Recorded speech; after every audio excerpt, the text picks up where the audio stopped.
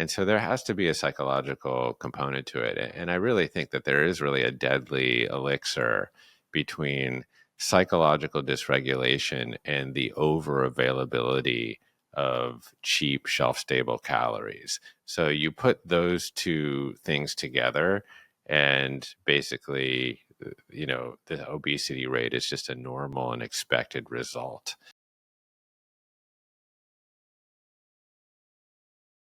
Welcome back to another episode of the Peak Performance Life podcast. Today, I'm very excited to have an expert. His name is Jeff Krasno. He is the author of a book called Good Stress, and it's a collection of wellness protocols that he developed to reverse his diabetes, lose 60 pounds, and reclaim his health at age 50.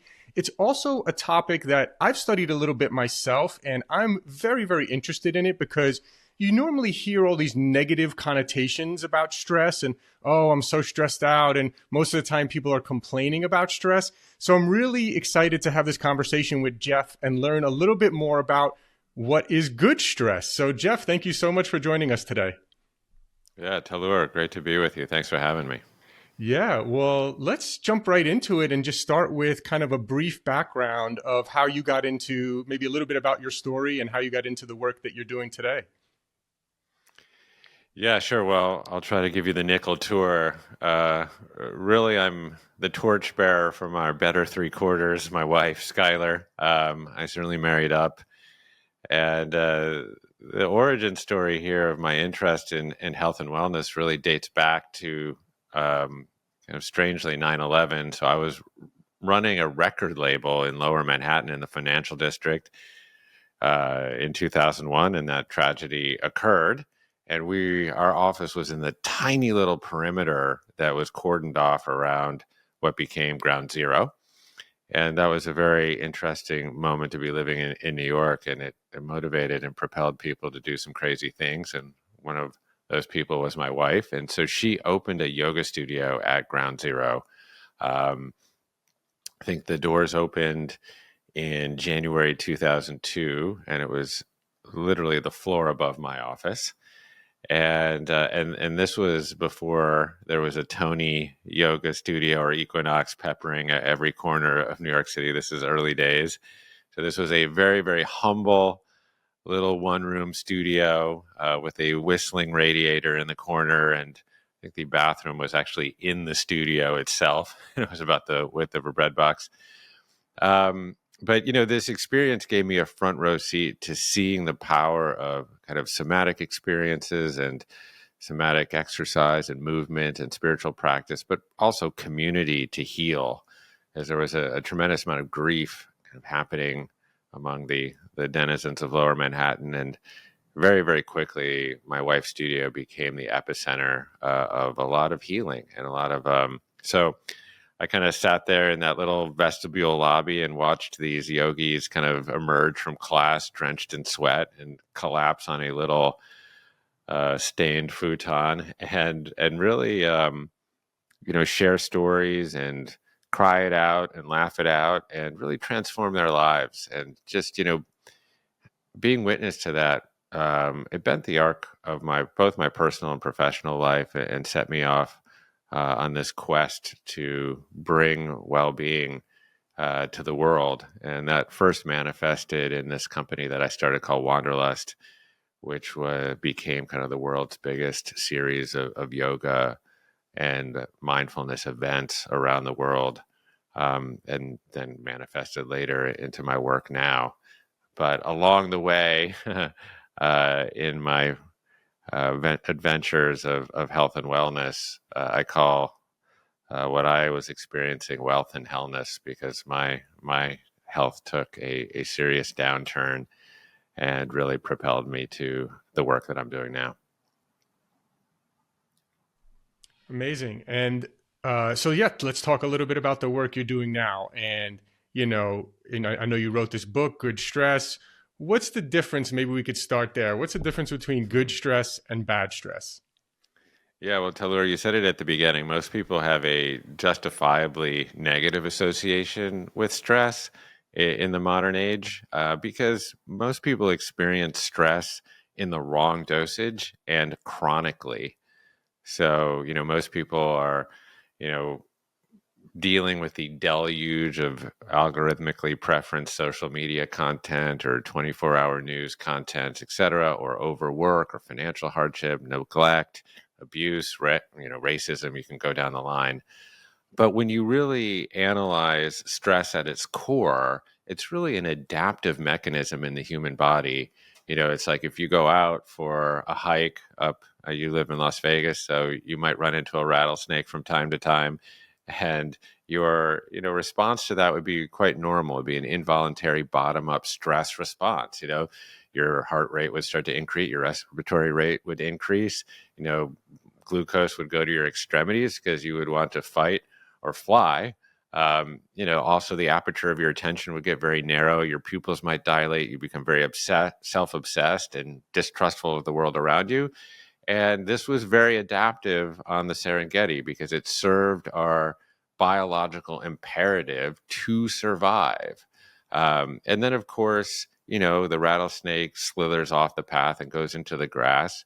It doesn't eat till lure for lunch. And, what happens? You bounce back to homeostasis. You go back to kind of a normal breath rate, normal cardiac rate, etc.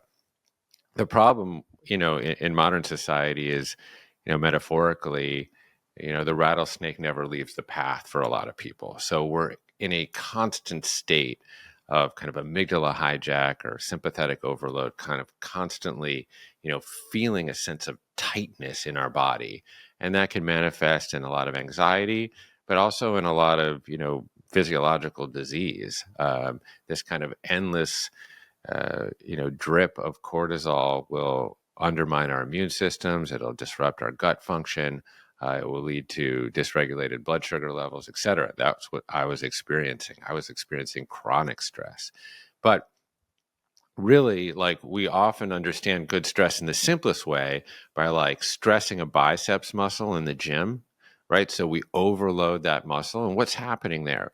We're tearing the microfibers in that biceps, right? And then we have an immune or inflammatory response in which our body summons these structural proteins known as myosin and actin, and you give that muscle enough rest and you eat enough good protein. And what happens? That muscle grows back bigger and stronger, and that is known as muscle hypertrophy. And that same kind of response, that adaptive response to stress, can be very faithfully applied to so many mechanisms within the human body. And, this was part of the fascinating work that I embarked on a few years ago, is unpacking all of those adaptive responses to stress. These are adaptations that we developed over hundreds of thousands of years in relationship to essentially what I call Paleolithic stress. Interesting. Interesting. And I mean, I like that you're bringing this up though, too, because, and I'm curious what your thoughts are about this, right? Because, what's stressful for one person is not stressful for another one. So how much of this is kind of psychological, right? Like, if you see something as stressful and you expect it to be stressful versus, and this is why, by the way, I love books like your book. And many years ago, I read a book that actually also kind of reframed the way I looked at it, called The Upside of Stress.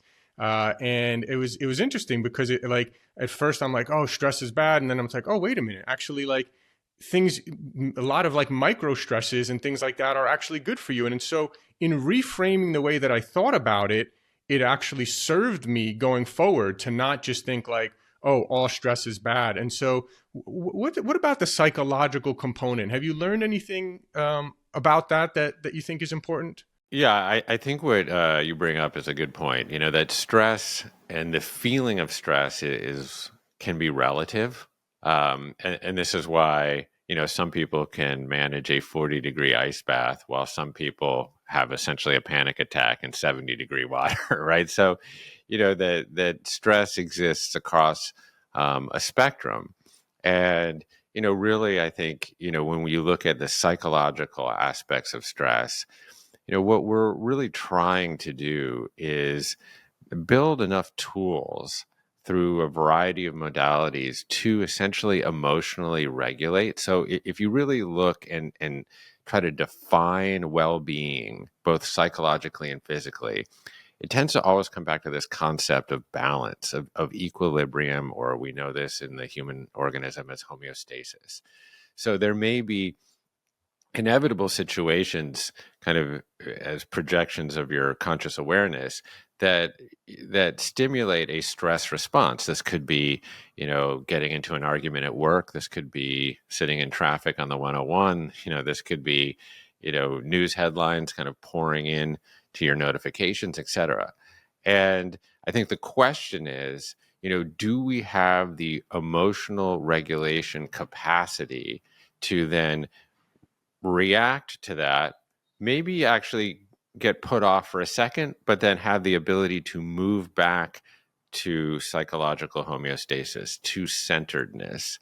And I gotta say, like, that may be the biggest and most useful skill of them all, given the time that we're living in. Because really, if you examine what's happened in the last 20, 30 years in the attention economy, is that, Talur, your attention and focus, my attention and focus and time, it has essentially been productized and commodified and essentially bought and sold, kind of as part of this ad revenue driven media model. And so everybody and everything is vying for your conscious attention moment to moment. And they're doing that in relatively insidious and nefarious ways, right? Through often tickling your human negativity bias, making you outraged or scared, etc. And so to be able to have that awareness and then always be able to move yourself back to the middle, to some kind of centeredness, equilibrium, balance, homeostasis, whatever word you want to use. It's so useful. And, there's ancient modalities for this. The Buddha under the Bodhi tree 2,500 years ago was leveraging, forms of meditation.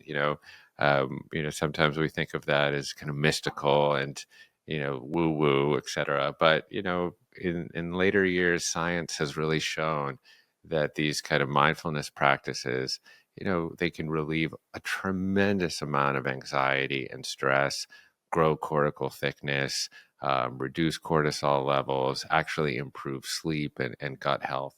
So, this is why you got to go to the mental gym, just like you need to go to the physical gym and train your mind. That's absolutely right. And, so what you said was so spot on, right? Like, because reactiveness, right? That's what so many of us do. Something triggers us, we get reactive. And how quickly can you catch yourself and calm down? Don't get into that cycle, that loop. Get out of that loop. Stop it. Pause. Right? Actually, literally, the word pause was one of the best spiritual lessons that I've learned over the years. Is like, okay, pause, Yeah. stop, take a breath. Right? Don't get in this cycle. And I think that's so important. And then the other thing is just like doing my best to try not to watch the news or things that I know will trigger me. People added me to some chat group and then everyone starts talking about politics. I leave the group. Right. So I'm trying to purposely do that. But tell us a little bit more about the ancient wisdom and some practices that maybe you've used or you've seen people use in your facilities along the years. Yeah, sure. There's many of them. In fact, many of the protocols that I call good stress are actually incredibly old, and they're often actually baked into ancient spiritual traditions. These ideas of fasting or deliberate cold water therapy, heat therapy. These praxis are actually ancient. But let's like hover over meditation just for a moment, because I think you brought up an interesting point here, is that the reaction may happen. We have these programmed stress response, so something will appear in the foreground of your attention that might create a stress response, and that's okay.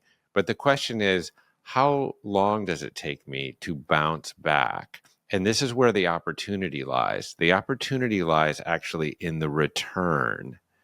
So one way to actually enhance that capacity is through a practice known as single pointedness of mind. This is actually a kind of encompasses a variety of different practices. Many of them are Buddhist in nature. But, like, for example, if you take a single point of attention, like your breath, or that could be a gaze point, which is known as a kasina or drishti, or it could be a mantra, a kind of something that you repeat at least out loud or to yourself. But essentially, it's a single point to focus your attention on. And, naturally, thoughts are going to arise within consciousness. Emotions and feelings will arise. This meditation is not about turning off the spigot of thoughts. It's actually just about witnessing those thoughts and feelings and emotions arise within your field of consciousness, not attaching to them, not identifying with them, but then simply watching them, witnessing them non-judgmentally, and then returning to your single point of focus.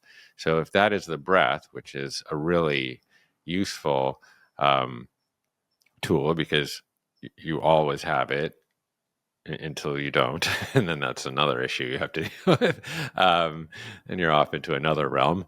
But as long as we're alive here, we have the breath at our disposal at almost every time, at every moment. And so just to always come back to that feeling of the inhale through the nose, to the filling of the lungs, to the rounding at the top of the breath, to the full exhale, just always being able to have a point of attention to return to, and doing that, for 5 minutes or 10 minutes. And what you find is, there's a certain amount of improvement that you get while you're actually engaged in that activity. But more importantly, it begins to spill into the rest of your life and punctuate it where it is most needed.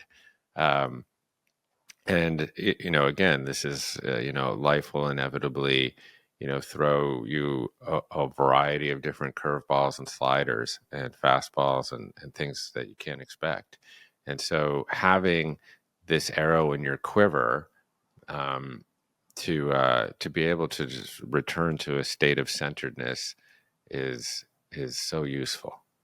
Absolutely. I mean, yeah, breath has got to be probably the number one tool if I had to guess in terms of and even the things it's funny because even the things you mentioned like hot therapy, cold therapy, right? Like for those of us who go in a cold plunge, you have to control your breath. You have to slow down your breathing Mm-hmm. and control your breathing. And if you're in a sauna for a long time, you're kind of forced to do these deep breaths, to really kind of stay in there for a long time and calm your nervous system.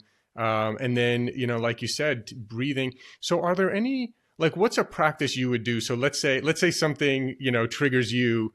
What would kind of be the thought process or what would you do there? Yeah, well, it's interesting. I've actually cultivated a tremendous amount of space within my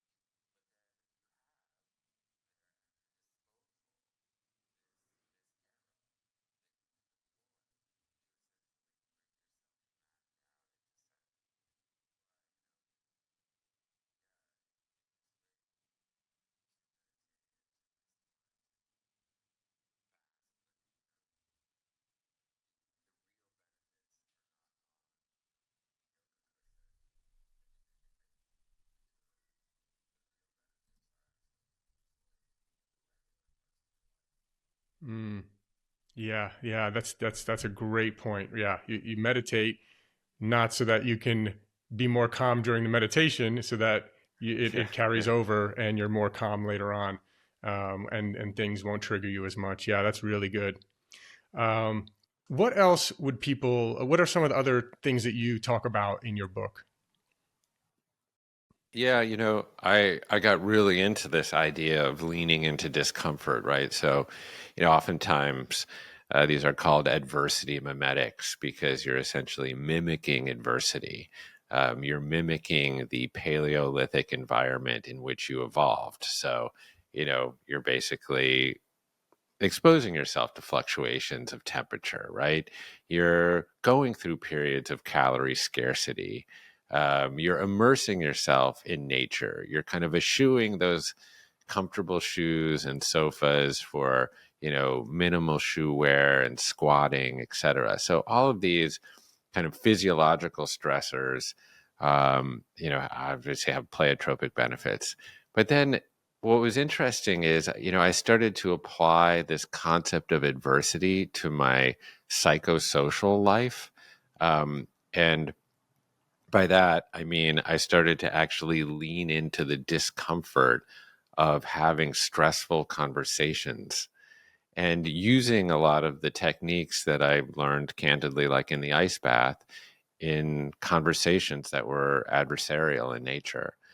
So I actually engineered 26-hour-long Zoom calls with people that either didn't like me or didn't agree with me about something. And it was an incredible learning experience. There's a tremendous amount of kind of personal growth involved in it. But over time, I built what I call my psychological immune system. So I built it very similarly to how you build your physiological immune system, which you build through, low grade exposure to quote unquote insult pathogens like viruses and bacteria, such that your adaptive immune system, you know, spins up these proteins that we call antibodies, and then you have the defense recipes built in if you ever, come across those viruses or bacteria again. So kind of similarly, I exposed myself to a good deal of insult and recrimination from people. And um, and I built kind of a sense of what the Greeks call euthymia, sort of an unflappable emotional state where, people's opprobrium really just didn't bother me anymore. In fact, I saw it as an opportunity for connection and personal growth. So I had these 26 Zoom calls. This was during COVID. And I began to build essentially an adversity protocol for having stressful conversations. Um, and it was just a fascinating experiment. And what I realized is that, we so often avoid having thorny, hard conversations with people. And oftentimes it's not strangers. Oftentimes we're actually avoiding having these hard conversations with the people that are most important to us in our life. Like our parents, my parents are aging, or, my wife or my kids or my friends. So kind of what I learned on these Zoom calls was a certain amount of courage, but but very, very clear protocols for how to have these profitable, difficult conversations. Yeah, that is fascinating. That is really fascinating. So you just, hey, anyone who hates me, want to have a Zoom Yeah, call? Contact me. it was kind of was like that. I was publishing a very widely distributed newsletter, and I was writing articles about Mm. social cultural issues, and I was just connecting my email to them. And I would get a lot of response, many of which was very positive and encouraging. But there was a couple hundred every week that found some turn of phrase offensive or something, and you know I would then ask them, "Hey, you want to have a Zoom call?" And I consider that my great David Copperfield routine. You're in Vegas, so you might know David Copperfield, because I made most people disappear at that juncture. People didn't want to do it. They didn't want to do it. But there were, these 26 brave souls that they were like, yeah, okay, we'll do it. And And it was Yeah, a it's really, really, I mean, really it is great an thing. interesting muscle to work. And I think the great point you made about maybe more importantly, having people shying away from having difficult conversations with people they love, right? Um, Yeah. I know, yeah, and sometimes it's difficult, right? Sometimes you're more. It's just easier to sometimes just shut down or avoid the conversation or whatever it is, rather than to actually sit down, have an uncomfortable conversation, be uncomfortable. So yeah, talk a little bit. I know you talk about that a lot in your book as well, right? Like we talked about it in terms of like cold exposure and other things, but being uncomfortable can also just be in situations, right? And being okay with just kind of being with that uncomfortableness is very important, right? Most people are they get uncomfortable and they oh, I got to have a drink or I got to go there or I got to do this or whatever they reach for. Many people. So talk about the importance maybe of sitting kind of with that uncomfortableness and maybe some practices there. Yeah. Well, I think if we're honest and take an honest inventory of our lives, every growth experience is generally preceded by some kind of challenge or discomfort. And so, this is why I really advocate for leaning in to those challenges and discomforts. Um, for me, obviously, there was incredible physiological benefits to doing that, to making myself a little uncomfortable with hunger, for example, right? So, that was, I adopted a 16/8 intermittent fasting protocol when I was, really facing my demons. I was about 65 pounds heavier than I am now. I had this type 2 diabetes diagnosis, and there was all sorts of other issues, tons of insults to my vanity, and then just the general like brain fog, chronic fatigue, insomnia, inability to concentrate, all of these things that were plaguing me that we've essentially accepted as normal in life these days, but are really quite abnormal. And so fasting was one of the things that I did right out of the gates. And yeah, it was uncomfortable. I was hungry, just because I consolidated the consumption of food between 10:30 and 6:30, more or less, didn't mean that I didn't get hungry at like 8:30, 9 o'clock. Um, but what I had to learn from that was that, because I became committed to that practice, I became a disciple to it, if you will, that, I didn't just meander mindlessly to the larder for a bag of chips when I got hungry at 9 p.m. I actually had to examine the nature of the hunger and Mm, really ask myself, is the origin of this hunger a biological need, or is it an emotional desire? And mm, of course, the answer was quite obvious. I've got plenty of warehoused energy in the form of some fat on my body to last a good month. So, my hunger wasn't a biological need. My hunger was coming from some sort of aspect of my psychology. Maybe I felt kind of deficient in some way or not kind of totally full. Maybe I was questioning my self-worth. Maybe I had a bad day at work. Maybe, someone had insulted me and I wasn't dealing with it well. Maybe I was just bored.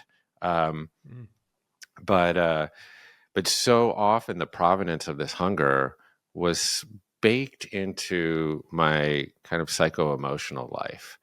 And again, this was where the fasting protocol actually gave me the space between the stimulus, the hunger, and the response, the sort of mindlessly, opening the fridge door. And in that space, I found a lot of emotional and psychological resilience that then spilled over again into the rest of my life. Because if I could untangle my emotions from my hunger, could I also untangle, the need to kind of endlessly check my phone or have that extra glass of wine or do some retail therapy on Amazon or even just, relate to my kids in a more appropriate way. My kids would misbehave, from time to time. And instead of just having that knee jerk reaction, find that space and say, I wonder what the provenance of their behavior is. Maybe they got a bad grade on a test, or they're having, a hard time at school with something or with a friend. And then I could be a more appropriate and compassionate and thoughtful parent. So that, this is why, leaning into hard things, it has so many benefits to it, many that you wouldn't even expect.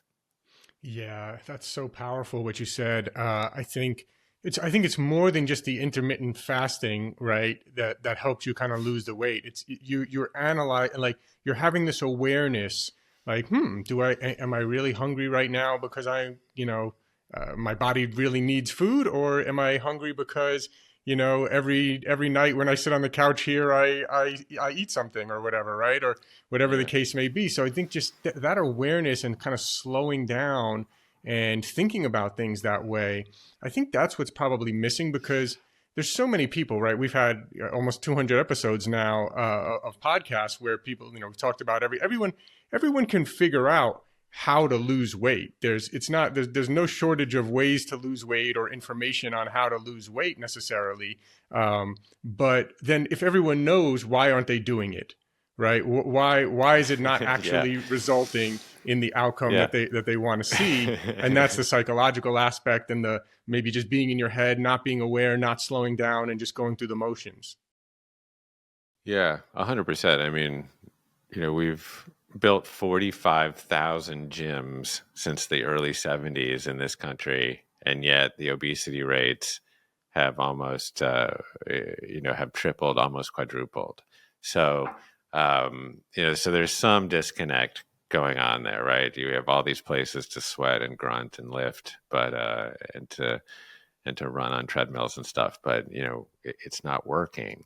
And so there has to be a psychological component to it. And I really think that there is really a deadly elixir between psychological dysregulation and the over availability of cheap shelf stable calories. So you put those two things together, and basically, the obesity rate is just a normal and expected result. So think about that for a second. It's like, social media and news media, right? For example, among other things, are emotionally dysregulating.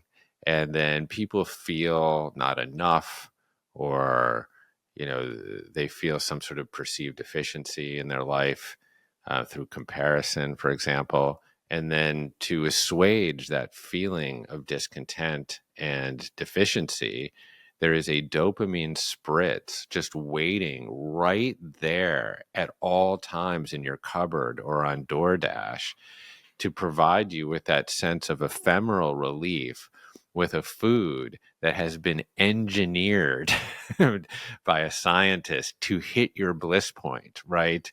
With that right mixture of fat and sweet and salty, to really give you that kind of temporary dopamine relief that allows you for just a moment, to feel okay. But that short-term relief really results in some long-term, really negative impacts. And this is where, my thesis of chronic disease is really the result of a lot of chronic ease, I think, is in stark relief. Yeah. Yeah. And I think people listening now, including myself, are probably thinking, I want to learn how to be more emotionally aware and slow down and make conscious decisions and feel into, whether I need this food or don't need this food or whatever. What are some practices? And maybe the answer is we buy your book, which is certainly one of the recommendations here.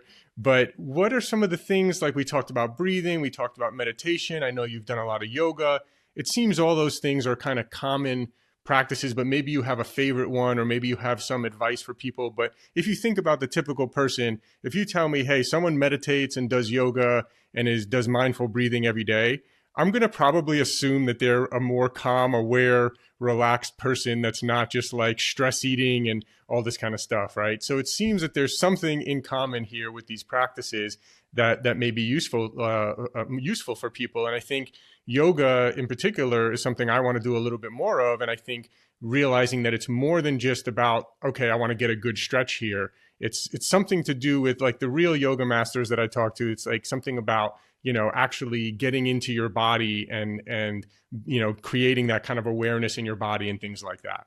Yeah, I mean, if you really examine everything that you just mentioned and that we've talked about, so meditation, yoga, getting deliberately cold, getting deliberately hot, fasting, getting light in the morning, solving conflict face to face, all of those things are old, right? Yeah. They're thousands of years old.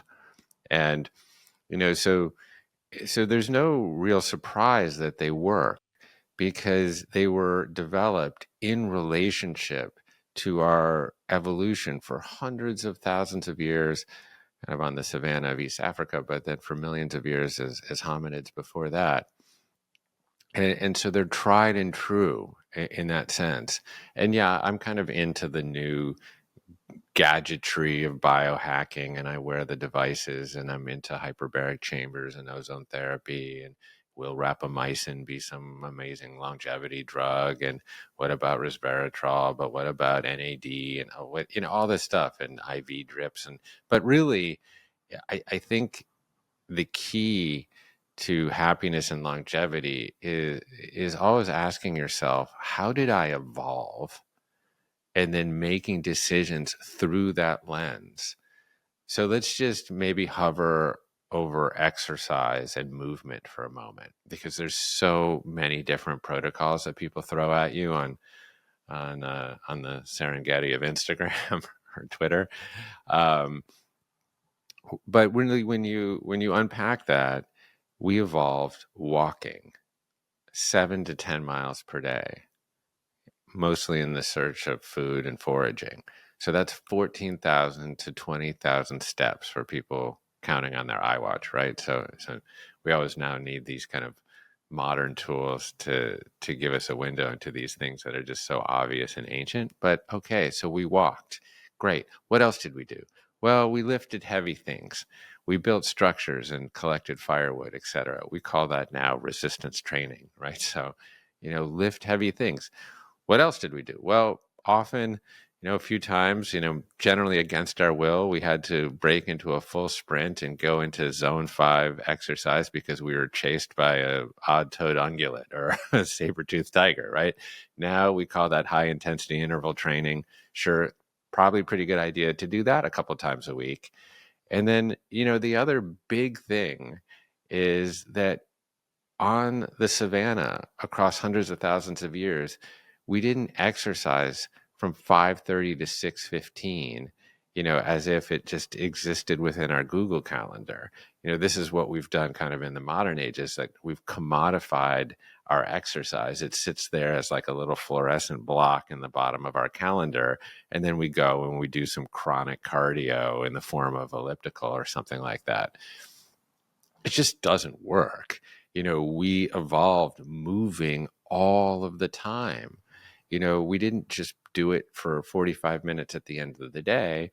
We were walking, we were stretching, we were squatting, we were lifting heavy things throughout the course of our life, just as a natural integration. We didn't have an Equinox membership or anything like that.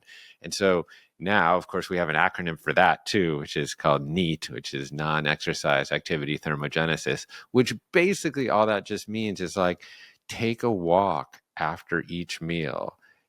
After a phone call, drop and do 10 air squats or 10 push-ups. Just integrate movement throughout your life. Reframe your relationship with exercise, not as this commodified little block that you do once a day at the end of the day, but something that's integrated into your life, because that is how we evolved. And, I think that's a really great litmus test for a lot of these protocols. It's like, just align yourself with your engineering, live the way you were designed to live. And, you'll probably find a lot of health and longevity there. Yeah, absolutely. I absolutely love that. This has been really great, Jeff. Where can people tell people maybe a little bit more if you haven't already covered anything else you want to say about the book, as well as where people can buy it, where people can follow you and find you and learn more. I really like your energy, your calmness. I can tell that you're practicing what you preach here, and I think people can get a lot of value out of that. Right? I don't think you need the latest diet hack. I think it's more of we need more of this kind of everything that we spoke about today on this podcast. So really grateful for what you're doing and what you're sharing with the world. And yeah, please tell people how they can learn more. Yeah, well, thank you for this opportunity, Taylor. Yeah, you can go to goodstress.com if you're interested in supporting my work. And you can pick up the book there. And, I run a company called Commune, which is really this masterclass platform for well-being. So on that platform, we get to make courses and podcasts with, some of my biggest influences and heroes, a lot of big names across the functional medicine space and the nutrition space, people like Dr. Mark Hyman and Dr. Casey Means and Dr. Gabor Mate, et cetera. So if you buy Good Stress on goodstress.com, I can fold in a lot of good bonus goodies and courses with all of those folks. But I think, if there's one message that I have for people, it's really this. It's like so many of us become the story that we tell ourselves about ourselves. I raise my hand, guilty as charged there. I grew up as a super chubby kid moving around the world, kind of always trying to fit in. And I became this sort of consummate perpetual people pleaser. And I really just thought I was never enough and that I could never change and that my fate was essentially written in the stars of my genetics. But as I began to study both Eastern philosophy and human physiology, I really learned one thing, that change is not only possible, but it's all that's on offer. And, the Buddha had that awakening under the Bodhi tree without the luxury of an electron microscope or knowing what germ theory was or anything, that we were impermanent, right? That everything in the universe was constructing and deconstructing. So clinging to anything or craving anything was futile because we're always in a state of transience and flux. And when you kind of open the hood on the human organism, you see that very concept borne out. I mean, we are made of 7 octillion atoms, and we're experiencing 37 billion chemical reactions per second. It's just amazing. We have 39 trillion prokaryotes, bacteria in our guts and on our skin, and increasingly found in every organ that are turning over every 4 minutes to 24 hours. In the last minute, I've lost 40,000 skin cells, right? Change is not only available to you, it's all that there is. And so if you really embrace this notion that change is available to you, then you can start to adopt the protocols and alter your environment such that change is pushing you down a spectrum of well-being towards healing, towards wholeness, and away from disconnection and disease. And I think that notion that change is possible can give a lot of people power and agency over their life. What a beautiful message. That is a great way to end it. Jeff, this was a really, really eye-opening episode for me. I feel inspired and motivated to kind of do a lot of the things that we talked about and be more the way that we were kind of describing here today. So want to really thank you for that inspiration. Highly recommend people go get the book. And thank you so much for what you're doing. And I hope we can do this again sometime. Yeah, to be continued. Thanks, Tulu. I really enjoyed it. You have a wonderful presence, and I'm very grateful to be connected with your community. Thank you. Thanks for listening. If you enjoyed the episode, can you please leave us a rating or review and subscribe? I've realized that while we have actually increased our downloads a lot, we're actually getting a lot of downloads, which I'm really happy about. We actually have very few ratings. And I realized that I've never asked people really to rate much. So I'm asking you now if you could please rate and review and subscribe. And if you enjoyed the episode, please forward it along to anyone that you think will get value out of this. Also, if you haven't checked out our line of products at buypeakperformance.com, you get 20% off your first order. That's www.buypeakperformance.com. We have some incredible products, including our organic high-altitude coffee. If you don't know this, coffee is one of the most heavily sprayed with pesticides out of any crop. So it's really important that you drink organic coffee. We've gone above and beyond to source what we believe is the highest quality and healthiest organic coffee in the world. We're also famous for our organic green superfood powder. You can get 20% off of that as well at buypeakperformance.com. We also have an organic vegan and paleo plant protein. See, most of the vegan proteins out there are using brown rice protein, which is really not a good source of protein, and it's also a grain. And if you're paleo, you know that grains tend to cause inflammation in some cases for some people. And so we wanted to make one that was paleo friendly and vegan and organic. We made an amazing amino acid profile, so it's really one of the best plant proteins for muscle building. So you can check out Peak Performance Organic Plant Protein. You can find that on our website. Of course, all our products are on Amazon as well. So thanks again. And again, please, if you enjoyed the episode, please forward it along to someone who you feel can get value out of it. And please leave us a rating, review, and subscribe. Thank you.